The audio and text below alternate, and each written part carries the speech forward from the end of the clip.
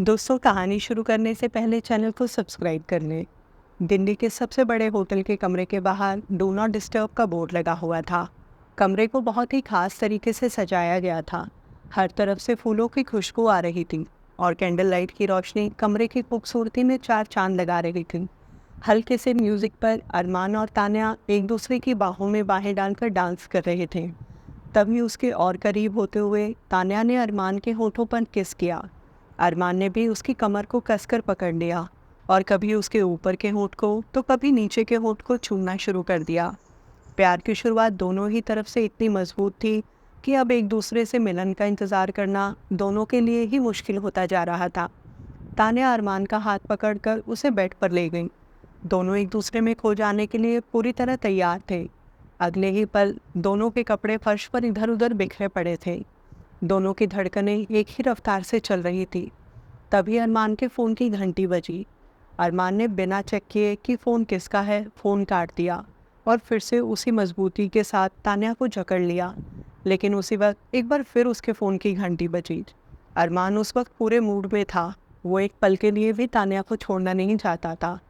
लेकिन तभी एक बार फिर से बजी फ़ोन की घंटी ने कमरे के खूबसूरत माहौल को बिगाड़ दिया। ऐसा तीसरी बार हो रहा था। तान्या ने गुस्से में कहा, फ़ोन को साइलेंट कर दो। अरमान ने साइलेंट करने के लिए फ़ोन उठाया तो स्क्रीन पर निशांत का नंबर आ रहा था। इसे इस वक्त क्या हो गया? उसने तान्या को अभी भी अपनी बाहों में लिया हुआ था।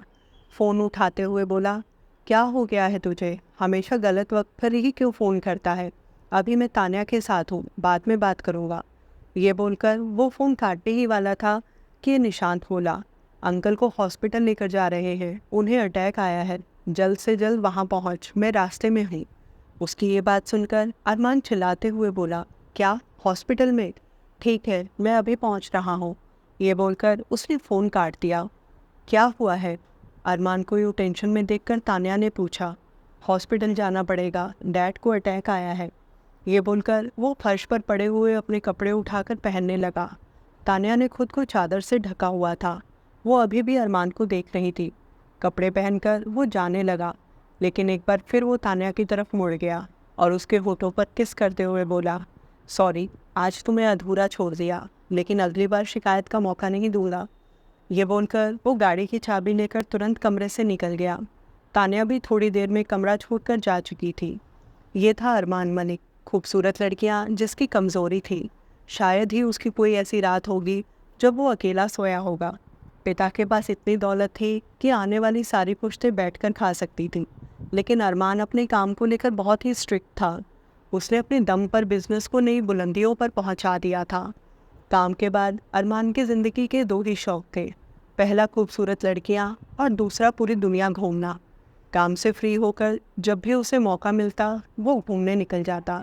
लेकिन उसकी लाइफ का एक रूल था, वो खुद किसी लड़की के पास नहीं जाता था, या यूँ कह लें कि उसे कभी किसी के पास जाने की ज़रूरत ही नहीं पड़ी। लड़कियां खुद उसके पास आने का मौका ढूंढती थी।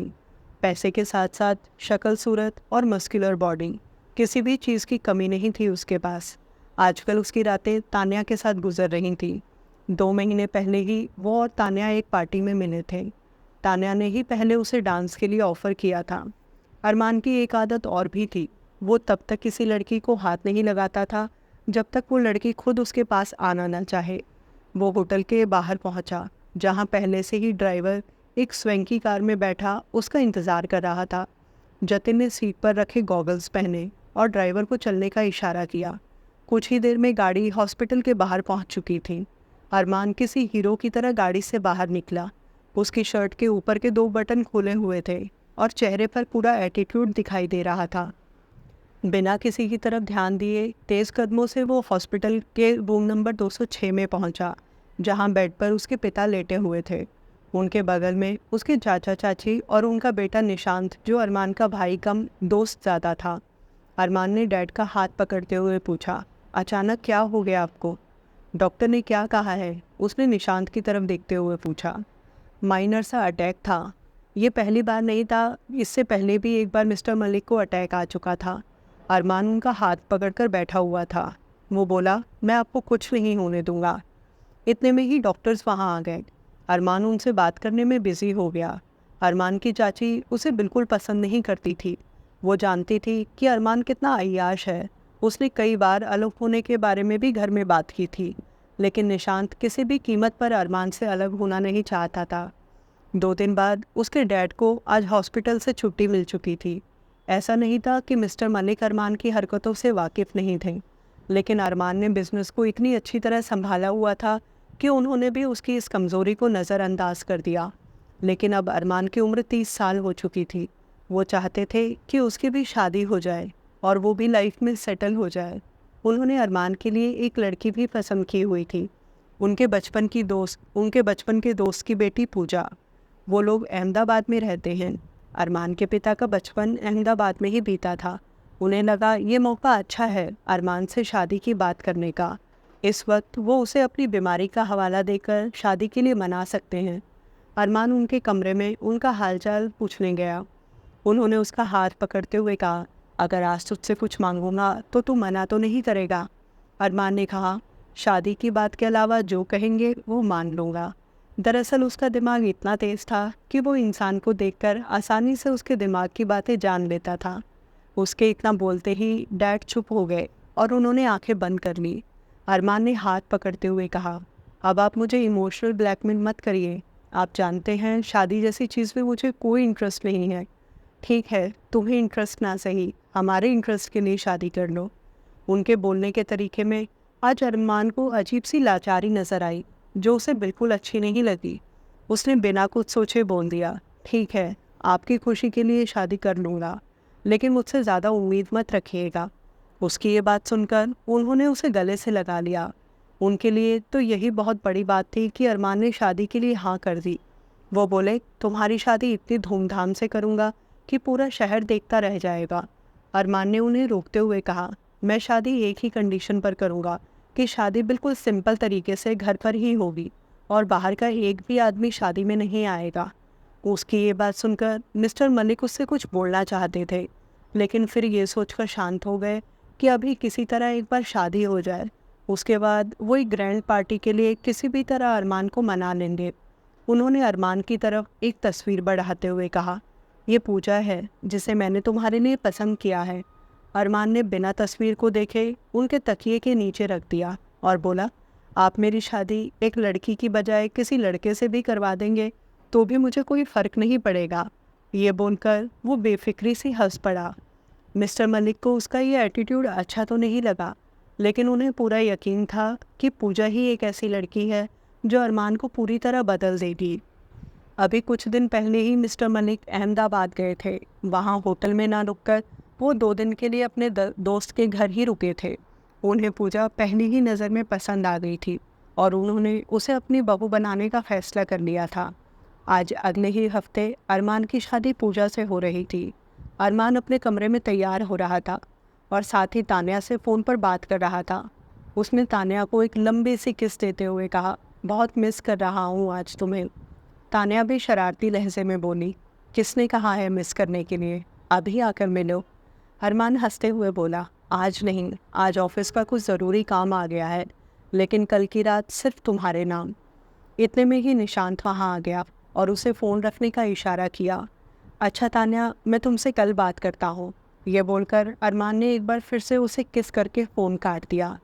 निशांत उसे घूरते हुए बोला, सारा प्यार इन बाहर की लड़कियों को ही दे देगा या होने वाली भाभी के लिए भी कुछ छोड़ेगा? उसके मुंह से भाभी सुनकर अरमान ज़ोर से हंस पड़ा और उसकी पीठ पर हाथ मारते हुए बोला, इस तरह कहने से कोई लड़की भाभी बन जाती तो अब तक आधे शहर की लड़कियां तेरी भाभी बन चुकी होती। निशांत उसकी बात पर हंसते हुए बोला, तू कभी नहीं सुधरेगा, अब जल्दी चल, सब तेरा नीचे इंतज़ार कर रहे हैं।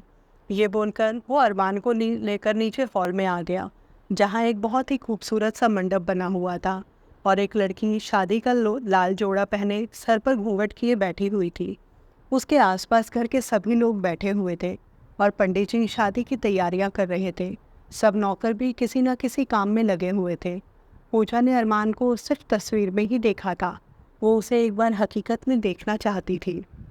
अरमान बिना उसकी तरफ ध्यान दिए उसके बगल में जाकर बैठ गया। पूजा ने घूंघट को हल्का सा हटाकर अरमान की तरफ देखा।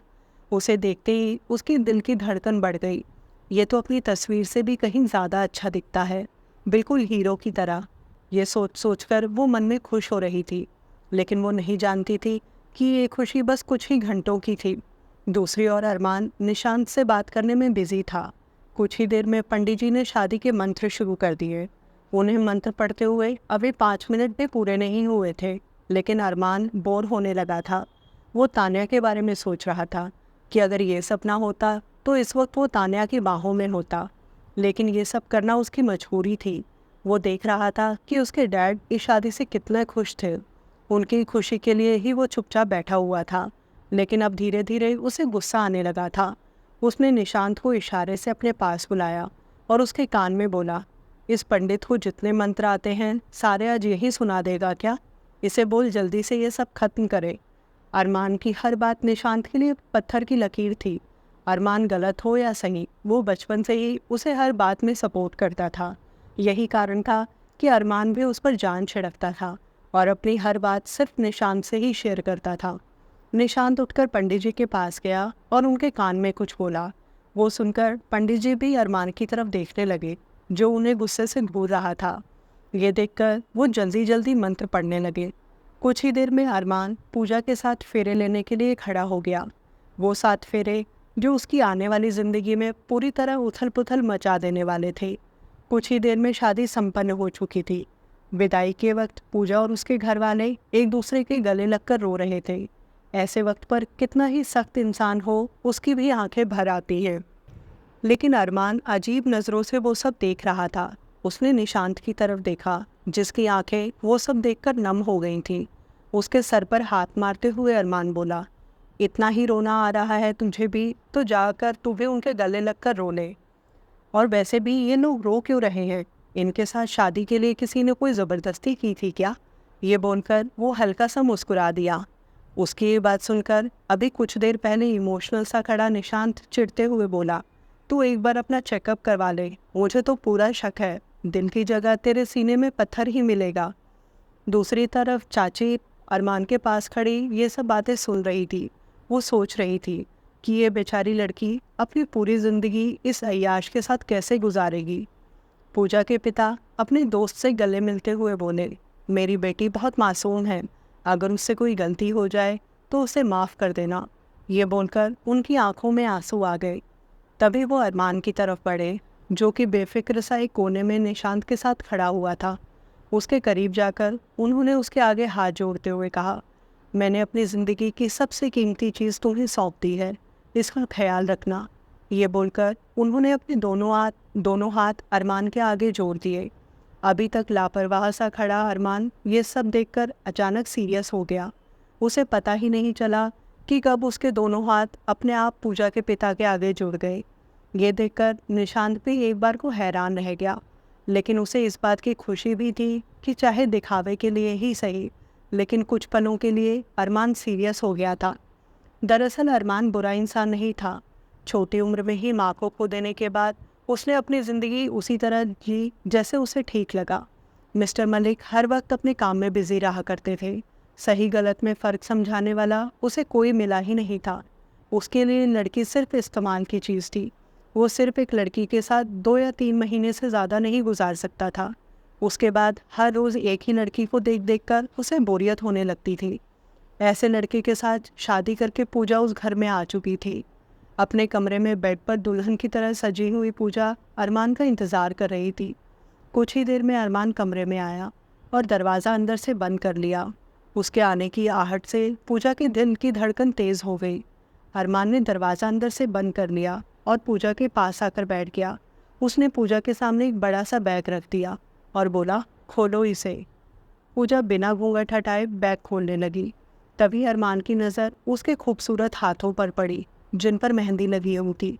उसके संगमरमर के जैसे गोरे और खूबसूरत हाथ देखकर एक बार को तो अरमान का मन हुआ कि उसका घूंघट हटा कर देखे, लेकिन अगले ही पल उसे याद आया कि इस लड़की के साथ उसकी शादी हुई है।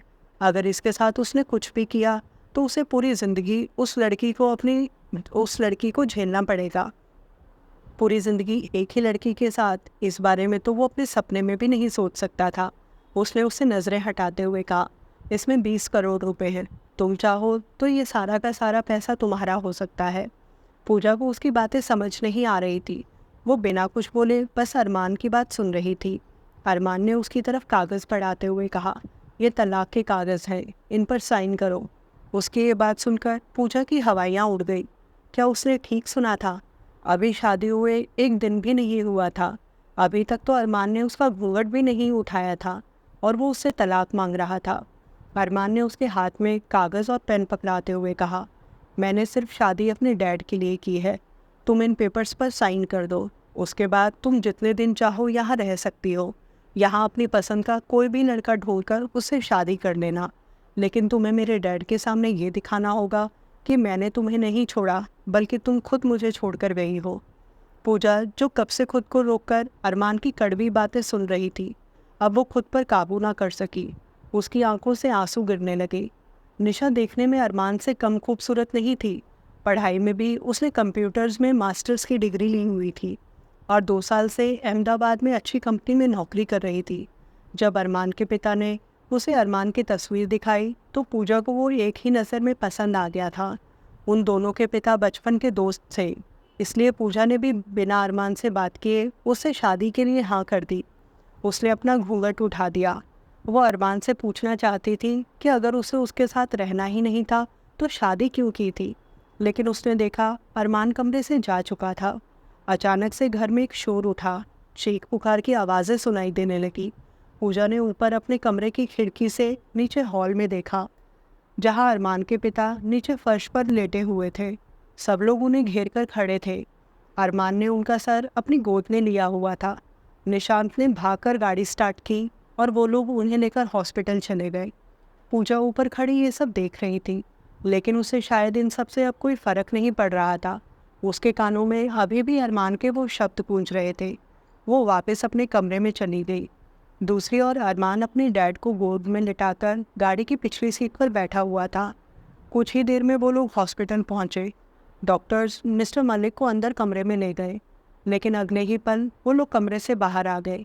उन सबके चेहरे उतरे हुए थे। उन्होंने बताया यहाँ लाने से पहले ही मिस्टर मलिक की मौत हो चुकी थी। उनकी बात सुनकर एक बार को अरमान सुन रह गया। आज वो पूरी तरह अनाथ हो चुका था।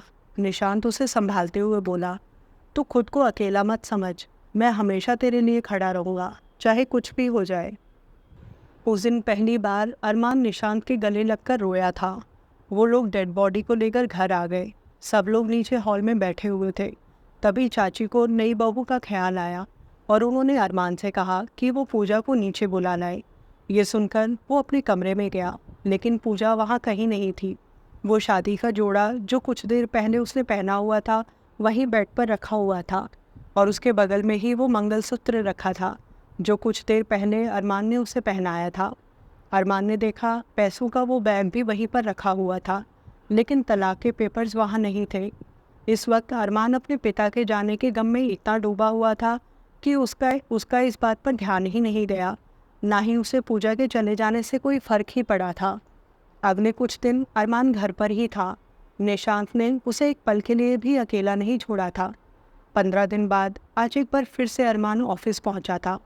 एक के बाद एक आज उसने पूरा दिन में कई मीटिंग्स रखी हुई थी, लेकिन कहते हैं ना, इंसान की नीयत और फितरत कभी नहीं बदलती। रात के 9 बज रहे थे। अरमान एक होटल के कमरे में पहुंचा। आज उसने एक हनीमून स्वीट बुक किया हुआ था, जहां पहले से ही तानिया उसका इंतज़ार कर रही थी। आज इतने दिनों बाद वो दोनों एक दूसरे से मिल रहे थे। अरमान ने बिना कुछ बोले उसे अपनी बाहों में खींच लिया और उसके चेहरे पर उंगलियां फिराते हुए बोला, आज की रात तुम्हें मुझसे कोई नहीं बचा सकता। ये बोलकर वो पागलों की तरह उसे किस करने लगा। उसने तानिया के गले पर हल्का सा काट लिया, जिससे उसकी चीख निकल गई। जगह जगह उसके शरीर पर अरमान के काटने के निशान पड़ गए थे, लेकिन उसके लिए ये सब नया नहीं था। इतने दिन से वो अरमान के साथ थी। वो जानती थी कि अरमान को उस वक्त किसी भी चीज़ के लिए ना सुनना बर्दाश्त नहीं था। अरमान की ज़िंदगी की एक और रात किसी गैर लड़की की बाहों में गुजर रही थी। प्यार जैसी किसी भी चीज़ की उसकी ज़िंदगी में कोई जगह नहीं थी। तानिया भी तब तक ही उसके साथ थी जब तक कि अरमान का उससे दिल नहीं भर जाता, लेकिन वो उससे सच में प्यार करने लगी थी। वो नहीं जानती थी कि उस रात अरमान की शादी हो चुकी थी और पूजा भी कब अरमान की ज़िंदगी में आई और चली गई अरमान को पता ही नहीं चला। लेकिन क्या सचमुच अरमान और पूजा का रिश्ता खत्म हो चुका था? आगे ये कहानी क्या मोड़ लेने वाली है, ये सब जानने के लिए कल फिर से मिलते हैं कहानी के अगले भाग में। दोस्तों, मुझे आप लोगों के कमेंट्स का इंतज़ार रहता है। कमेंट बॉक्स में लिखकर ज़रूर बताएं कि आपको कहानी कैसी लगी और अपने दोस्तों से भी शेयर करें।